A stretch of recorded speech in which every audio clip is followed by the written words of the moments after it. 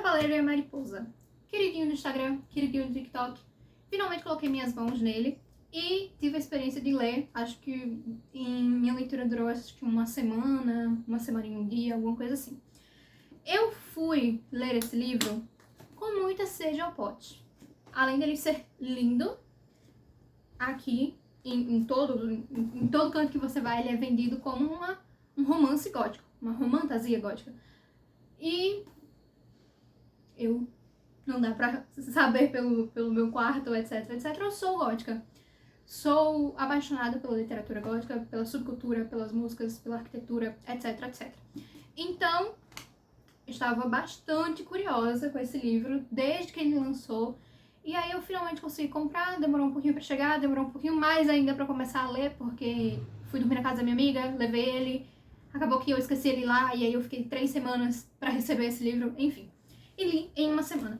E aqui eu venho trazer pra vocês a minha humilde e sincera review sobre O Cavaleiro e a Mariposa. Importante destacar que eu não consigo dar essa review sem dar spoiler do livro, sem falar sobre todos os aspectos do livro. Então, inicialmente eu vou falar de uma forma um pouco geral sobre o que ele trata e a minha opinião básica, assim, tipo, quantas estrelas eu dou, se eu recomendo ou não. E aí, se você não quiser spoiler, você pode sair do vídeo depois que eu terminar de dar a minha opinião. E eu vou avisar, a partir daqui tem spoiler. O Cavaleiro e a Mariposa conta a história da Seis, que é uma divinadora que a gente poderia chamar de profetisa também. O nome dela de verdade é Sibyl alguma coisa, só que a partir do momento que ela se tornou uma divinadora nessa catedral, ela se desliga de quem ela era antigamente, até porque ela não tem lembranças nenhuma do passado dela, e passa a ser apenas uma divinadora. Uma divinadora são 6 divinadoras. Além dela tem mais outras 5 que também respondem por números, a 1, a 2, a 3, a 4 e a 5. Ela é a 6. Elas respondem à abadesa, que é tipo a líder da catedral. E lá as pessoas do reino vão para receber divinações sobre a sua vida, de acordo com os 6 agouros, que são tipo divindades que elas conseguem ler as mensagens que eles passam e tipo ler a sorte das pessoas, tipo, você vai prosperar nisso que você quer, ou você não vai prosperar, etc. E elas fazem isso se afogando na nascente dessa catedral. E então elas são tipo assim, seres, entre aspas, divinos. Elas estão acima das pessoas comuns, etc, etc. E a história começa quando as outras divinadoras começam a desaparecer. Depois que o rei, recém-nomeado, veio para ter uma profecia, para, enfim, ver seu futuro, né? Depois desse encontro com o rei e os cavaleiros do rei, elas decidem, elas conversam um pouco entre os cavaleiros, elas têm umas interações aí, e conforme os dias vão passando, toda noite uma divinadora some. E a partir daí, a personagem principal, a Seis, a Sibyl, vai se juntar a um dos cavaleiros do rei, que é o Rory, e o rei, com mais outra cavaleira, numa jornada para buscar essas divinadoras e, obviamente, vão ter muitas descobertas sobre o universo, onde o livro se passa, sobre toda essa coisa dos agouros, desses deuses, dessas divinações, o 6º agouro misterioso, que é a Mariposa, que é o único que nunca desde a criação, desde da história que se inicia toda essa coisa dos agouros, de quando os agouros surgiu, essa mariposa, o agouro mariposa apareceu no primeiro dia para criar os outros agouros e sumiu. Ninguém nunca mais teve notícias sobre, ninguém sabe, etc, etc. Então, essa é a história. No geral, o livro é bom. Mas não é bom. Ele é legal, os personagens são interessantes. Mais interessantes ainda do que os personagens, eu acho que foi a construção do mundo. Então, tiveram momentos sim que eu fiquei... Mas a minha crítica é que esses momentos eles só começam a ser bem aproveitados depois da página 290. Antes da página 290, tudo parece um pouco raso demais, um pouco comentado por cima. Eu não sei explicar, mas era a sensação de que a escritora estava fazendo as coisas muito rápido e a gente não tinha tempo para sentir realmente os aspectos mágicos da história. por mais que a história se inicie com toda a história da catedral, divinação, essas coisas assim, não tinha uma profundidade, entendeu? A partir da página 290, isso muda, ela consegue descrever muito bem algumas cenas e tudo mais. E acho que o que eu mais gostei nessa história foi a ambientação, a partir da página 290, e a relação dos personagens. Então, assim, eu acho que é um livro muito bom pra você que gosta de fantasia e que gosta de uma ambientação, de uma história realmente por trás. É bom. Agora, recomendo você que não quer spoiler, sair, porque eu vou ter que falar. Eu vou ter que falar sobre o que não me agradou. Tudo aqui que eu falei, o livro é bom, eu gostei, mas existem pontos que não me agradaram e que eu acho que são necessários pra que eu me expresse e dê minha opinião, porque eu fiquei indignada. Quando eu terminei de ler esse livro, eu disse, eu preciso externalizar tudo isso que eu estou pensando aqui, porque senão eu explodo. Agora, zona de spoilers. Não quer spoiler? Beleza, esse vídeo você pode sair, pode ir pra outro, enfim. O que acontece? As divinadoras começam a sumir depois que a 6, a personagem principal, deu um jeito de fugir com elas na catedral por uma noite pra ir pra uma festa na feira, não sei das quantas, uma cidade, e passou uma conversa com os cavaleiros do rei, que ainda estavam lá, pra levarem elas em segurança. Enfim, festa, bebida e tal, não sei o que, desafios. Clima muito legal, essa cena pra mim tava muito legal, porque tava dando pra ver a dinâmica dos personagens e etc. E o Rory, sabe como é que fala o nome dele? Realmente tava dando muita ênfase pra ele, porque ele é o personagem gostosão, enfim, que todo mundo sabe que vai ficar com ela, enfim, no final, né? E tem toda aquela tensão, assim, e tal, porque ele é meio herege, e elas são meio que divinas, né? Então ela fica tipo assim, por que ele está fazendo pouco de mim, essa coisa toda, então, enfim. E é depois dessa noite que as divinadoras começam a sumir. E além das divinadoras e da abadesa na catedral, existem as gárgulas. E tem uma gárgula específica, que tem cabeça de morcego, que é muito apegada a 6. E é o melhor personagem desse livro, porque eu acho que toda a profundidade que a escritora queria colocar no livro como um todo, só funcionou, pra mim, só funcionou com a Gárgula. Porque a Gárgula era aquela personagem meio que alívio cômico, mas que tava sempre ali trazendo uns questionamentos meio fora de cena, fora de cena não, mas tipo, que não condiziam, tipo, a personagem em si, a Sibyl, pra uma personagem de um romance vendido como gótico, em alguns momentos eu achava ela rasa demais. Tipo assim, existe... Quando você termina de ler o livro, sim, é uma personagem complexa. Mas, narrativamente falando, como é um livro em primeira pessoa, tinha momentos que eu ficava sem conseguir me conectar com ela, sem conseguir sentir a emoção que ela estava sentindo. Eu acho que isso não me agradou tanto também, porque ela começa a história muito cheia de si, porque divinadora, né? Divinadora, eu sou quase uma deusa, etc, etc. E aí essas crenças dela vão ao longo da história sendo quebradas. É interessante de se ver, é um dos pontos altos também do livro, toda essa questão religiosa, e como as pessoas por trás da religião podem manipular toda uma sociedade, todo um reino, etc, etc, através da fé. Foi interessante. Mas, em alguns momentos, eu acho que a escritora faltava alguma coisa, principalmente em relação à Gárgula. A Gárgula estava com a Sibyl desde que ela chegou na catedral. Ela chegou na catedral quando ela era uma órfã, ela é órfã e doente, então depois de se afogar na catedral pela primeira vez, ela foi curada da doença e virou uma divinadora. Ela tá lá desde criança, a gente não sabe com que idade mais ou menos ela chegou lá, mas a Gárgula esteve sempre com ela desde então.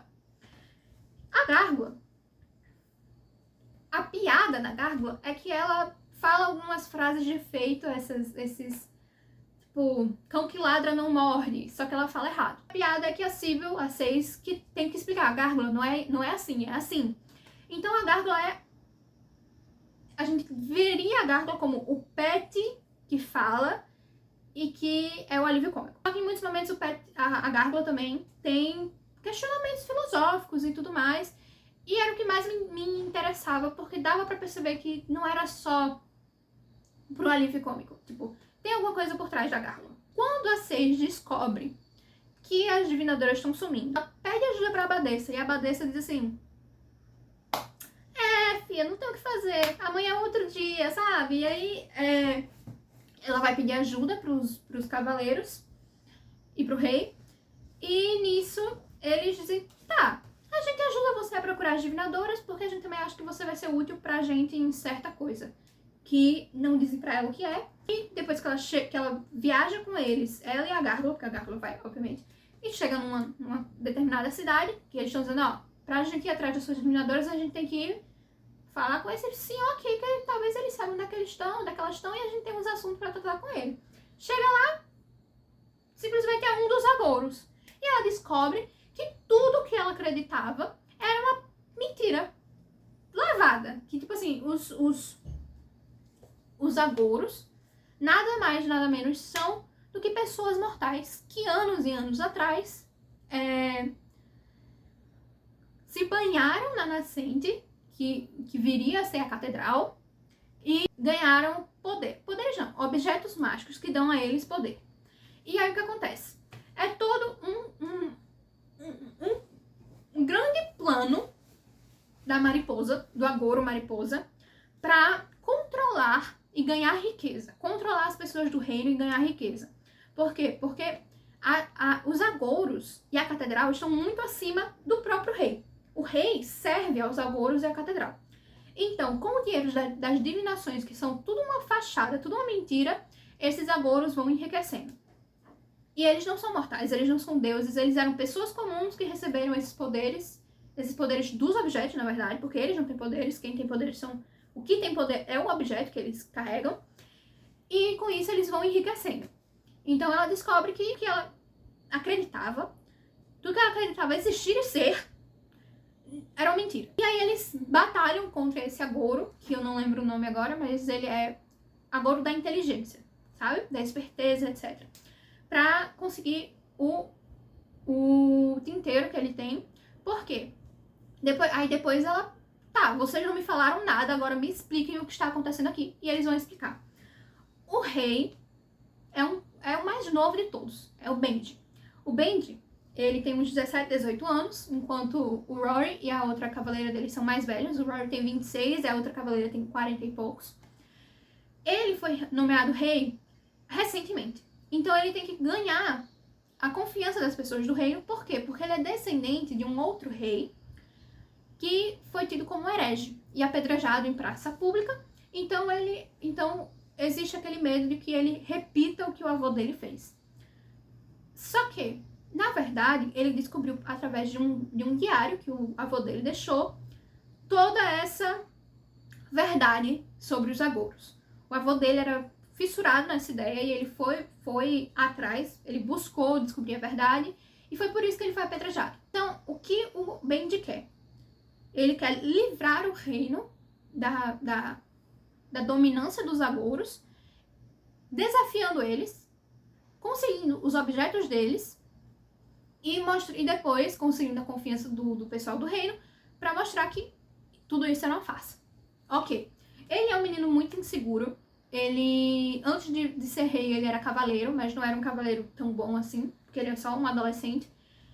E ele conta muito com o Rory e a Maudie, que é a outra cavaleira, pra auxiliar ele. Eles são, tipo, a única família que ele tem. Inicialmente eu não gostava do Benji, eu acho que a ideia que eu tinha era que a escritora tinha colocado ele pra ser um personagem miserável, pra gente ter pena dele, é só assim, só isso, sabe? Mas conforme a história vai andando, eu passei a gostar muito dele. Porque eu gosto muito dessa ideia. Tipo assim, eu sou fraco, e eu sei que eu sou fraco, mas eu tenho pessoas ao meu redor que podem me ajudar, e eu tenho uma ideia, um ideal nobre. Eu tenho um propósito a seguir pra desmanchar a imagem do meu avô e salvar o reino. Então, tipo assim, Benji começou a crescer muito no meu coração como personagem, enquanto o Rory, que deveria ser o bambambam das tapiocas, ele ficava em segundo plano. Eu acho que ele é muito mais a ideia de um personagem do que um personagem propriamente dito. Por quê? Porque era óbvio que ele é o par romântico da 6. A gente vê por fanart, a gente vê por... Enfim, ele é o cavaleiro, né? Vamos começar, que ele é o único cavaleiro ali. O Bede é cavaleiro, mas ele é rei. A Maud é cavaleira. E a Sybil é divinadora. Ele é o cavaleiro. Então é óbvio que ele seria o par romântico, etc, etc. Mas fica difícil ver onde é que ele se apaixona por ela. Tipo assim, a gente sabe, pela narração da Sybil, que ela tem uma atração física por ele. Porque ele é gostoso. Fazer o quê? Tipo assim, é aquela coisa. Quando você lê um livro da Ellie Hazelwood e a todo momento a Ellie destaca que o personagem é grande, parece uma geladeira Electrolux, robusto, sabe? É isso. Toda vez que o Rory aparece, é porque ele é lindo. É porque, eita, a pele, eita, os olhos, os brincos que ele usa e tal. Ok, eu entendi que ele é gostoso. Eu também achei ele gostoso no começo. Mas não precisa... Eu preciso de outras coisas pra achar ele gostoso, entendeu? Não é só aparência, são atitudes. Ele tem umas atitudes, mas não parecem... Essas atitudes que ele tem não parecem justificadas, sabe? Tipo assim, a gente não consegue perceber onde é que ele começa a gostar dela. Quando ele sai, tipo, vou proteger ela porque eu sou um cavaleiro e né, não vou... Enfim, alguém tá precisando de ajuda, eu vou ajudar. E quando vou ajudá-la porque estou loucamente apaixonado. Quando foi que você ficou loucamente apaixonado por ela? Porque a ideia toda é que ele é herege. Ele não acredita nos agouros porque ele sabe a verdade dos agouros. Mas o romance deles funciona porque ele é totalmente devoto a ela. Porque olha como um herege consegue amar ela como uma deusa. Pra ele, ela é a deusa dele. Ah, mas quando foi que isso aconteceu? Quando foi? Sabe? Fica até um pouco difícil também saber quando a Sybil se apaixona por ele. Porque mesmo depois de beijar ele, depois de dar no couro com ele, ainda tem umas 40 páginas pra dizer, acho que estou me apaixonando. Bicha, você tá desde a primeira página que você encontrou com ele dizendo que ele é um gostoso. Eu sei que atração e se apaixonar são coisas totalmente diferentes, até porque eu sou assexual, então quem mais pra entender disso do que eu, né? Mas assim, não me convenceu. Um romance que teria... Se ela tivesse colocado esse slow burn melhorzinho colocado, com cenas que realmente você consegue vendo a progressão dos sentimentos, eu acho que seria um casalzão. Na minha opinião, seria um casalzão. Casalzão. Só que tinha alguns momentos que ficava repetitivo, você não conseguia ver sentido na cena deles dois. E outra coisa que me irritava muito é que a Sybil, ela quase nunca tem cenas de diálogo, que não seja de pensamentos assim, de diálogos com a Gárgula. Que não sejam em tom de piada, em tom de alívio cômico pra história. Sendo que a Gárgula esteve sempre ao lado dela, sempre protegendo ela, desde o início. E ela nunca pensa, nem fala com a Gárgula sobre o quanto isso é importante pra ela. O quanto, tipo assim, sabe? Tipo, não, parece que não é um ser falante ali do lado dela. Parece que é um cachorro de estimação que ela nem gosta tanto. Sabe aquela pessoa que tem um cachorro, mas não gosta? Parece a Sybil com a Gárgula. E aí, no momento que ela tem pra conversar com a Gárgula, que, nossa, que momento lindo, elas conversando e tal, não sei o que ela começa a perceber algumas coisas sobre ela mesma, Sybil, o Rory chega. E temos mais uma cena romântica. Porque é isso. Toda vez que a Sybil tem alguma revelação sobre quem ela é, sobre quem ela está se construindo pra ser depois de toda essa quebra da crença que ela tinha sobre o universo em si, sobre toda uma religiosidade, sobre o papel dela dentro dessa religiosidade, ela não tem um momento sozinha. Nunca é um momento sozinha. Sempre tem que aparecer o Rory pra ela olhar e dizer, ai meu Deus, como ele é lindo, ai, não sei o que. E essa parte da Gárgula me irritou muito, porque ela passa o livro todinho agindo como se a Gárgula fosse um pano de chão. E aí, quando elas finalmente têm um momento bonito, assim, que, nossa, finalmente, assim, sabe? Tipo, pô, essa Gárgula tá com você desde o início. Levou você através de chuva, chorou por você, se importa muito com você. Vamos lá, minha filha.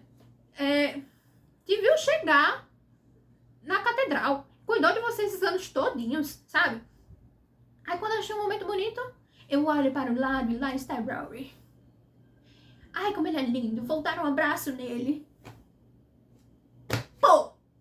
Aí não dá. Nossa, me deu uma raiva raiva, gente, me deu uma raiva. Assim, o romance não convence. Os personagens são legais. A Sybil, eu reclamo da Sybil desse jeito, mas eu gosto muito dela. Acho que ela é uma personagem muito boa. Mas não me vendeu. E sobre Rory, é aquilo. Ele é muito mais a ideia de um personagem do que um personagem propriamente dito. Porque a impressão que a gente tem na história, isso deu brincar dizendo que toda cena da Sybil, ele aparece pra ter um momento romântico, é isso. É que a função narrativa dele é par romântico da Sybil. Não existe algo além dele, algo pra ele além disso. Ele é cavaleiro do menino lá, do rei. Teoricamente, ele tem uma lealdade ao rei. Ele tá ali por um propósito. Mas isso nunca é bem trazido na narrativa, não é bem colocado. Tipo, tanto é que toda essa ideia de cavaleiros, eu acho que não foi aproveitada de uma forma satisfatória. E a minha maior reclamação do Rory é isso. Ele seria um personagem muito interessante se ele tivesse outras facetas além dele. Eita, como ele é gostoso, eita, como ele faria tudo por ela. É isso. O personagem dele é isso. Relações que poderiam ser aproveitadas dele com outros personagens além dela, não existe. E isso me frustrou bastante. Tanto que o que acontece com ele no final nem me abalou, porque, tipo assim, eu não tinha conseguido me conectar com o personagem, sabe? E aí, nós vamos pra o final da história. Eu não vou falar tanto aqui sobre a jornada deles buscando esses objetos, mas eu vou dar o crédito. Foi muito legal. Nossa, a melhor parte do livro pra mim é aquelas páginas 290, por ali, que eles vão pra o Agouro, que é o barqueiro. Barqueiro? Barqueiro. Pra mim ele é o mais legal de todos. Que é quando a gente descobre, quando a Sybil descobre que meio que as divinadoras não sumiram propriamente dito, né? Elas foram sequestradas pela abadesa e enviadas, porque a abadesa é o Agouro, o sexto Agouro, a mariposa. Também não achei muito satisfatória essa descoberta, mas enfim. A abadesa, quando passa os 10 anos de serviço das divinadoras, que teoricamente elas poderiam sair pro mundo, na verdade a abadesa deixa elas desacordadas, mata elas na verdade, quebra o pescoço e envia para os agouros. Por quê? Porque para eles manterem a imortalidade deles, que não é uma imortalidade, eles precisam beber da água da fonte. E como as divinadoras passam 10 anos se afogando e bebendo essa água, o sangue delas meio que absorve a água da nascente, e é isso. Eles são meio que vampiros que sugam a água da nascente do sangue das divinadoras. E é uma cena muito massa. Ela é tipo assim, ela chega lá, aí tem um trono de pedra do agouro, do barqueiro, e tá lá, acho que é A1, não lembro se é A1, toda morta, né, no trono, e ela vê, nossa, essa cena é muito boa. Essa parte valeu, o livro todinho pra mim foi toda a sequência do barqueiro. E aí tem uma batalha e tal, entre ela e o barqueiro, e ela consegue vencer. Depois vão atrás do sino, também tem uma cena muito legal, tipo, porque, pronto, outra coisa que não foi muito bem utilizada foi na criação do universo, as entidades. Existem seres mágicos por aí, que são tidos como entidades. E uma dessas entidades, nesse arco do sino, que eles vão atrás do sino, porque o agouro, que deveria ser a lenhadora, já foi morto. Só que ela escondeu o sino antes deles conseguirem achar, uns 6 anos atrás, uns anos atrás. Então tem que ir atrás só do sino. Na região onde está o sino, as entidades famosas de lá são as betalas, que são seres parecidos com as árvores, as bétulas, sei lá como é que diz. E aí tem uma cena muito massa de um ritual que está sendo feito com o sino, e as entidades acordam nas árvores, e as árvores viram seres de pele e olhos. Nossa, essa cena é muito boa. Foi aí que eu acho que como é o nome dela? A Rachel lembrou. Eu tô escrevendo um livro gótico, né? Vamos colocar umas coisinhas meio góticas? Porque tá faltando. Tipo, tem as pedras, tem divinador, mas eu tô focando tanto mais em como o Rory é gostoso que eu tenho que colocar umas coisinhas assim, né? Aí essa cena é muito massa, muito legal. Nossa, essa cena foi ali que eu finalmente senti alguma coisinha gótica. Tipo assim, tudo o resto de divinação, catedral, tava tudo gótico, descrições meio góticas, mas faltava o sentimento, faltava a emoção, faltava algo que pra você realmente se assustar. Ou sentir aquela coisinha revirando no estômago de dizer, nossa, perturbador. Pra mim isso não tem problema nenhum, porque eu adoro. Eu adoro me assustar, eu adoro achar algo perturbador e achar algo bonito no que é perturbador. Enfim, e era o que estava faltando nessa história. Então, meus parabéns para essa sequência. Do barqueiro, a sequência na floresta do ritual com o sino. E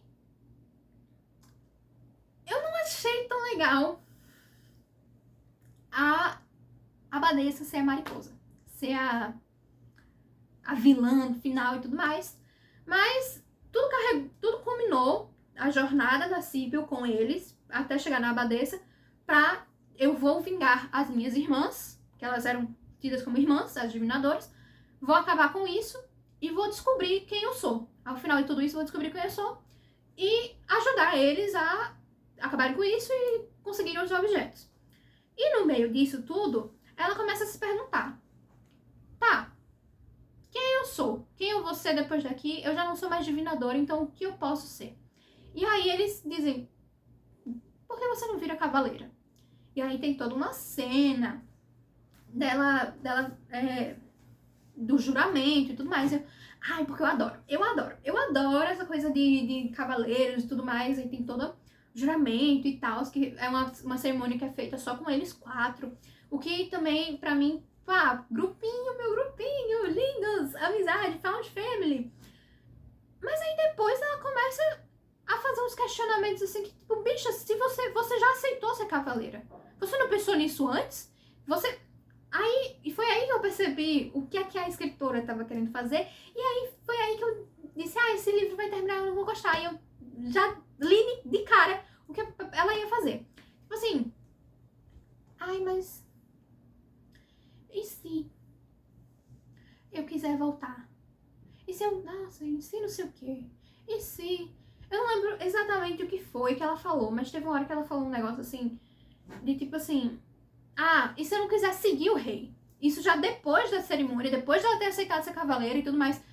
Você ser uma cavaleira, você seguir o rei. É você servir o reino. Você não ia ter mais a catedral. Você não ia ter mais onde morar. Sendo cavaleira, você ia ter um lugar pra morar, você ia ter uma missão, etc, etc. Você sabia disso tudo quando você aceitou fazer parte disso. Quando você aceitou o juramento. E aí eu olhei e disse, tô entendendo pra onde isso tá indo, sabe? Porque o Benji também tava tendo umas cenas meio estranhas. Tipo assim, ela viu ele conversando com um cavaleiro que não é tão gente boa e tal. E aí depois ele veio dizer pra ela, não, mas eu preciso conversar com ele porque a mãe dele é influente, é uma nobre influente de tal cidade e tal. O que seria normal, porque é normal um rei fazer isso. E ao mesmo tempo ter o plano dele com um grupinho que a gente acompanha. Só que eu olhei assim e disse, tá estranho. Tá estranho. Aí chega no final, ela derrota a abadesa, eles destroem a catedral, conseguem todos os objetos. E o Rory é apunhalado pelas costas pelo amigo dele, o Benji. O menininho simpático de 16, 17 anos, humilde, que quer salvar o reino, mas na verdade não, ele é do mal, ele quer toda a influência e ele quer que toda a fé que era tida nos agouros passe para ele e para a Síbil, porque ele sequestra ela para ela casar com ele e ser a divinadora dele. Eu olhei pra esse final e disse, puta que pariu. Me desculpe o meu estado. Mas eu olhei e disse, bicha, não tem necessidade nenhuma. O Benji era um personagem tão interessante. Se ela trabalhasse esse livro de outra forma pra chegar num final, seria uma história tão boa, mas tão boa. Tipo assim, trabalhasse mais o Benji. Trabalhasse mais a relação do Rory com outros personagens pra ele ser um personagem incrível. Uma pessoa mesmo. Que eu olho assim e penso, ele é uma pessoa e não só um saco de carne pra a Síbil olhar e dizer, eita, que tesão. Entendeu? Porque o Benji tinha toda uma construção. Ele foi criado pela Maldi, que é a outra cavaleira. A relação dele com o Rory, se fosse bem aproveitada, seria tipo assim, de irmãos. Entendeu? E em nenhum momento... Sabe? Tipo, aquela coisa assim de irmandade. Eles 4, os cavaleiros e o rei, conseguiram derrubar seres místicos que tinham toda a crença deles, assim, que tinha o reino na palma da mão deles. Chegou assim, tá, eu acabei com tudo isso aqui, vamos distribuir a riqueza que eles tinham. Esses objetos aqui a gente deixa eles como lembrança, ninguém mexe. Uns objetos mágicos. e vamos reconstruir o reino. Porque eu agora sou o rei de vocês, limpei o nome do meu avô, e mesmo sendo patético, entre aspas, patético, mesmo sendo inocente, mesmo sendo ainda muito novo, eu tenho um futuro, eu via nele grandeza. E aí ela pegou isso tudo e enfiou no saco. Tipo assim, a Síbil sairia de uma divinadora cheia de si, de toda a construção de personagem que ela teve, para uma cavaleira do reino, que agora tinha um propósito para ajudar o reino, etc, etc, pra virar agora um refém, pra se casar com o rei. Nossa, isso foi muito broxante, me desculpa, mas eu li isso e disse, não. Não. Assim, terminei o livro e disse 3,5, porque isso aqui, nossa, sabe?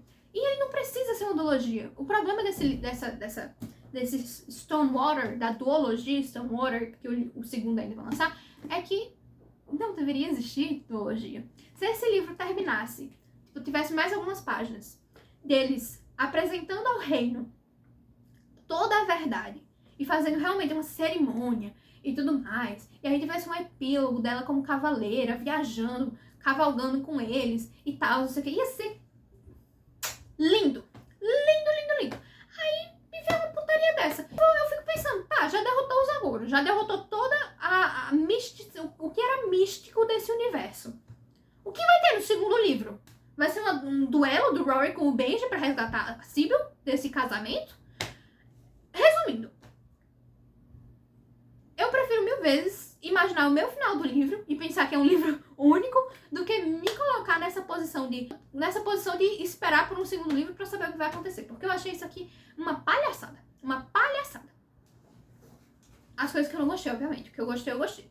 Aquilo, eu vi a Vitória Menfer falando sobre isso. Quando eu terminei o livro, eu fui ver a review dela no Substack. E tudo que ela falou lá, eu assino embaixo. Se você quiser ver, é só ir no Instagram dela, vai ter um destaquezinho, acho que leituras, alguma coisa assim, e vai ter o linkzinho pra vocês lerem. Leiam lá, eu concordo com tudo que ela falou. Mas uma coisa que eu queria destacar aqui é as narrações. É um romance gótico. Então a Rachel tentou muito narrar tudo. Ai, porque os pedestrais cinzas e os não sei o que. Sendo que ela esqueceu que não adianta trazer uma ambientação gótica se os sentimentos dos personagens, as descrições de sentimentos dos personagens em relação a um ao outro, em relação a várias outras coisas, são rasos, sabe? Não adianta você passar uma página inteira pra descrever um vitral da igreja se aquilo não causa emoção no personagem, se aquilo não vai causar emoção em quem tá lendo. Eu falo isso, eu estou escrevendo um romance de ficção gótica. E eu me preocupo nisso. Às vezes eu começo a escrever uma coisa e eu penso, será que eu tô enchendo linguiça? Será que o leitor vai realmente gostar disso aqui? E aí eu procuro fazer de uma forma que realmente vai passar sentimento. E era isso que estava faltando. Eu também achei que em muitos momentos, eu sei que não é um young adult, eu sei que é uma coisa um pouco mais madura. Então, vou reclamar aqui que os personagens estão falando palavrão. Não é isso, é que eu achava fora do tom, sabe? Algumas coisas fora do tom, que tipo assim, não combina com a história que você quer passar, com a ambientação que você quer passar. Não sou contra palavrão em livro, de jeito nenhum. Mas é que o uso dos palavrões nesse aqui quebrava um clima, na minha opinião. Dito isso, essa foi a minha review sincera de O Cavaleiro e a Mariposa, da duologia Stonewater, da escritora Rachel Gillig. E a minha conclusão era pra ser um standalone. Tem coisas que teriam coisas que, se eu tivesse escrito, eu teria mudado esse final, teria escrito de outra forma. E o Benji foi muito injustiçado. Muito injustiçado. Tudo isso pra ser ele o real vilão da história?